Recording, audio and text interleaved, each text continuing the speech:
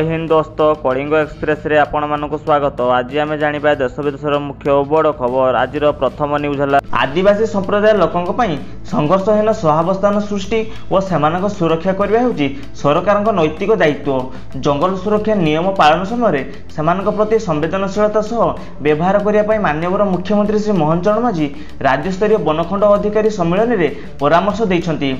परवर्ती न्यूज है राज्य में महिला सशक्तिकरण को गुरुत्व देते लोकों सरकार। विकसित ओडिशा मूलदुआ साधुंट माँ नारी शक्ति। सुभद्रा योजना माध्यम मातृशक्ति आर्थिक विकास होती सुनिश्चित। परवर्ती न्यूज है 2019 मसीहा आज दिन में एनडीए सरकार धारा 370 को रद्द कर ऐतिहासिक पदक्षेप जम्मू काश्मीर विकास प्रशस्त होती। यशस्वी प्रधानमंत्री श्री नरेंद्र मोदी दूरदृष्टि नेतृत्व माध्यम जम्मू काश्मीर रास्ता विद्युत शिक्षा स्वास्थ्य योजना द्रुतगति पहुंची। आयुष्मान भारत अंतर्गत लक्ष लक्ष काश्मीरवासी निःशुल्क चिकित्सा पाई। टेलीमेडिसिन डिजिटल स्कूल और स्मार्ट ग्राम योजना द्वारा एबे एठारे नुआ पीढ़ी अग्रगति करिछि। पर्यटन बृहत निवेश प्रवाह और उद्योग सृष्टि होइछि।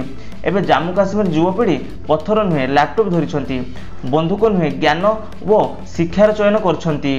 धारा 370 अपसरण और तापर होइतिबा उन्नति पई जम्मू काश्मीर साधारण लोक विकास धारा रे शामिल हेबा गर्व अनुभव करछंती। धारा 370 अपसरण एक राजनैतिक निष्पत्ति नुहे बर अखंडता भारतर एकता और आत्मगर्वर परिचय बोली कह जाइछि। परवर्ती न्यूज है एक पेड़ माँ के नाम अभियान आज देश में पूरेपल्ली रे एक जन आंदोलन परिणत हो सारी। यही अभियान में ओडिशार 6.72 कोटी चारा रोपण कर ओडिशा सारा देश में चतुर्थ स्थान अधिकार कर माननीय मुख्यमंत्री श्री मोहन चरण मांझी कहते। आगामी न्यूज है लोकसभा भवन में कन्वेंशन हॉल में आयोजित राज्यस्तरीय वन अधिकारी सम्मेलन में माननीय मुख्यमंत्री श्री मोहन चरण मांझी जोग देइछंती। एही अवसर में मुख्यमंत्री अधिकारी वेबसाइट शुभारंभ उद्घाटन करिछंती। आगामी न्यूज है श्रीमंदिर सुरक्षा को नहीं श्रीमंदिर प्रशासन कार्यालय ठारे एक गुरुत्वपूर्ण बैठक अनुष्ठित होईछि। श्रीमंदिर भितर हिडन कैमेरा मोबाइल फोन और श्रीमंदिर उपरे ड्रोन उड़ान कटकणा को नहीं आवश्यक कठोर पदक्षेप नियाजिवो। श्री जगन्नाथ मंदिर आईन 1955 संशोधन पर प्रस्ताव दाखल होईछि। परवर्ती न्यूज है आसुची बड़ खुशी खबर। व्हाट्सएप अकाउंट नथिबा यूजर सह करिपारिबे चैटिंग। आसुची गेस्ट फीचर। लोकप्रिय मेसेजिंग प्लेटफॉर्म व्हाट्सएप एक नूतन फीचर विकास करुच्ची जहाँ यूजर को व्हाट्सएप अकाउंट नथिबा लोकन को मेसेज पठाइबा को अनुमति दे पारिबो। एही फीचरटी एपर्यंत विकसित अवस्था अच्छी एवं company Google play beta program रो अंश भाव एही एंड्रॉइड फोन पाई एपर्यंत उपलब्ध होई नाही। जदियो एही फीचर सहायरे टेक्स्ट मेसेज पठाई पारिबे किंतु नूतन फीचरटी वर्तमान यूजर को व्हाट्सएप अकाउंट नथिबा लोकन को मीडिया फाइल जेपरिक फोटो एवं वीडियो पठाइबा को अनुमति देउ नाही। केमिति काम करियो फीचर।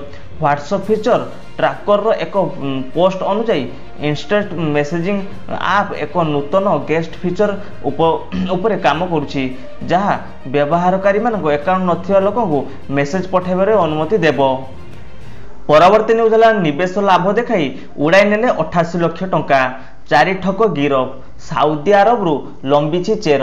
संबलपुर साउदी अरब रे बसी संबलपुर बड़ धरणर साइबर ठकई। स्टॉक मार्केट निवेश प्रलोभन देखाई अकाउंट रु उड़ाई नेले 88 लाख ऊर्ध्व टंका।